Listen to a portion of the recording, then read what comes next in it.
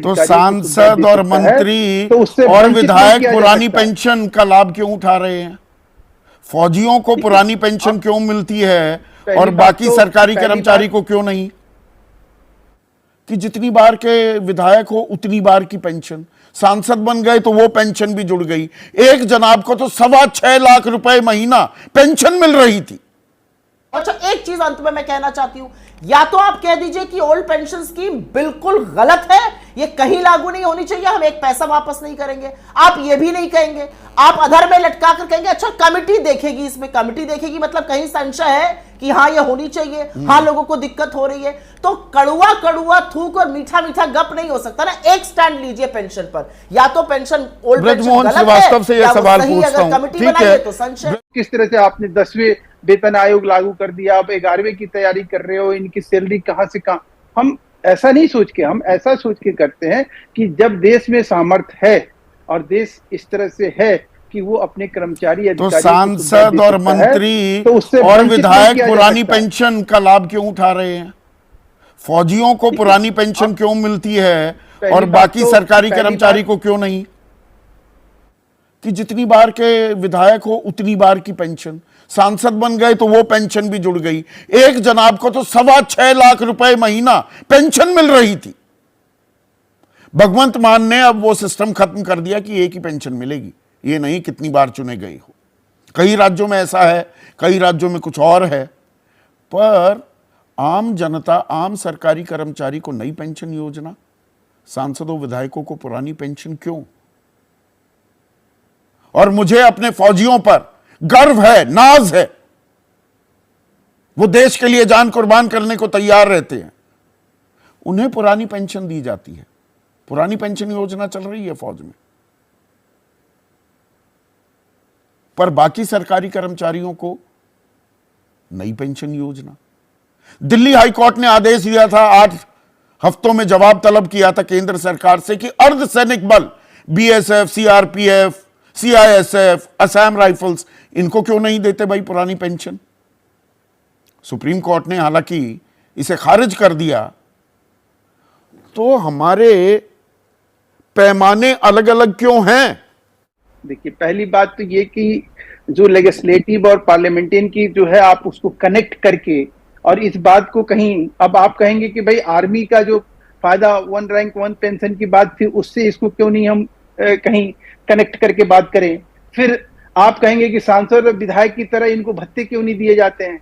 ये तो मतलब ऐसी बात है जिसमें कि ऐसा लग रहा है कि बस एक ही एजेंडा है कि भाई सरकार को बदनाम करो। ये चुनाव का समय है, यही टाइम है, यही टाइम है कि जब आप अच्छा एक चीज बताइए, और बहकाने का काम कोई जो है, भी जो सरकारी किया जा सकता है। एक मिनट महेश भाई, यहाँ कोई बदनाम करने की वो नहीं है। ये एक सिंपल मैं सभ्य समाज कर रहा हूं, मैं अपने सभ्य समाज में मुझे ये बताइए कि जी भार बहुत बढ़ जाएगा जी। 10,05,913 करोड़ बट्टे खाते में डाल दिए जाते हैं, तब भार नहीं पड़ता देश की अर्थव्यवस्था पर। क्या बट्टे खाते में कब किसने डाला, उसकी तुलना करके यहाँ हम बात करने चलेंगे कि भाई पेंशन, ओल्ड पेंशन स्कीम क्यों ना लागू। सवाल ये है कि हमने तो कहा कि अगर हम शुभचिंतक नहीं होते इन कर्मचारी और अधिकारियों के, तो हम क्यों कमेटी का गठन करते? अच्छा, हम क्यों ये सोचते? मतलब कहीं गड़बड़ तो है। अच्छा, एक चीज अंत में मैं कहना चाहती हूं, या तो आप कह दीजिए कि ओल्ड पेंशन स्कीम बिल्कुल गलत है, ये कहीं लागू नहीं होनी चाहिए, हम एक पैसा वापस नहीं करेंगे। आप ये भी नहीं कहेंगे, आप अधर में लटका कर कहेंगे अच्छा कमिटी देखेगी, इसमें कमिटी देखेगी, मतलब कहीं संशय है कि हाँ ये होनी चाहिए, हाँ लोगों को दिक्कत हो रही है। तो कड़ुआ कड़ुआ थूक और मीठा मीठा गप नहीं हो सकता ना। एक स्टैंड लीजिए पेंशन पर, या तो पेंशन ओल्ड पेंशन गलत है या वो सही, अगर कमिटी बनाइए तो संशय। मेरा सीधा सवाल है सभी लोगों से, क्या न्यायपालिका को पेंशन दी जा सकती है? क्या व्यवस्थापिका को पेंशन दी जा सकती है? तो कार्यपालिका को क्यों नहीं? पहला सवाल। दूसरा, जो आप कह रहे हैं, बड़ा विशेषज्ञ लोग हैं, बड़े अर्थशास्त्र के ज्ञानी हैं, मैं एक सवाल पूछता हूँ, किसी को 1200-1800 रुपये में क्या सामाजिक सुरक्षा आप कह सकते हैं क्या? और अब ये बात नहीं बताया जा सकता है कि क्या मिलेगा। अब तो उदाहरण आ गए हैं, पहले होता था कि इतना मिलेगा इतना मिलेगा, आज तो हर महीने हर महीने उदाहरण आ रहे हैं 1200, 1500, 1800, और हमारे टीवी चैनल पर जो बड़े बड़े अर्थशास्त्री बैठ करके बता रहे हैं ये खूबसूरत है। सबसे पहले उसको अपने ऊपर लागू करें, सबसे पहले अपने ऊपर लागू करें। दूसरा है, इस देश के जो अर्धसैनिक बल हैं, दिल्ली हाईकोर्ट ने उनके पक्ष में डिसीजन दिया कि ये सशस्त्र बल है, इनको पेंशन दी जाए। आज तक केंद्र सरकार उस पर कुंडली मारे बैठी, एक डिसीजन नहीं हुआ। मैं सवाल करना चाहता हूं, देश का अर्धसैनिक बल जान देगा, अपनी सर्वोच्च बलिदान देगा और वो पेंशन का भागीदार नहीं होगा, और एसी में बैठे हुए 4-4 पेंशन के भागीदार होंगे? ये कौन से लोकतंत्र चला रहे हैं आप? ये जनता पूछती है। नहीं है। आप सभी का बहुत बहुत शुक्रिया। पेंशन पुरानी या नई, कौन सी सही, और देश की जनता आपकी राय क्या है? उषा त्रिवेदी हैं ठाणे महाराष्ट्र से। वो कहती हैं कि सबके लिए एक ही व्यवस्था हो, चाहे वो सांसद हो या आम आदमी। कंफ्यूजन क्यों, असमंजस क्यों? और दीपेंद्र श्रीवास्तव हैं काशी नगरी से, यूपी की। पेंशन भीख नहीं बुढ़ापे की लाठी है, जो इसकी बात करेगा वो राज करेगा। तो दोस्तों आपने देखा कि पुरानी पेंशन की जो लड़ाई हो रही है, जो बरसों से पुरानी पेंशन के लिए संघर्ष किया जा रहा है, उनकी लड़ाई बहुत तेज हो चुकी है दोस्तों। इस स्तर से आ चुका है कि दोस्तों पुरानी पेंशन के लिए अभी हाल फिलहाल में ब्लैक डे मनाया गया, और दोस्तों इसको लेकर के फिर से 1 मई 2025 को दिल्ली के रामलीला मैदान में पुरानी पेंशन को लेकर के एक विशाल महारैली होने वाली है।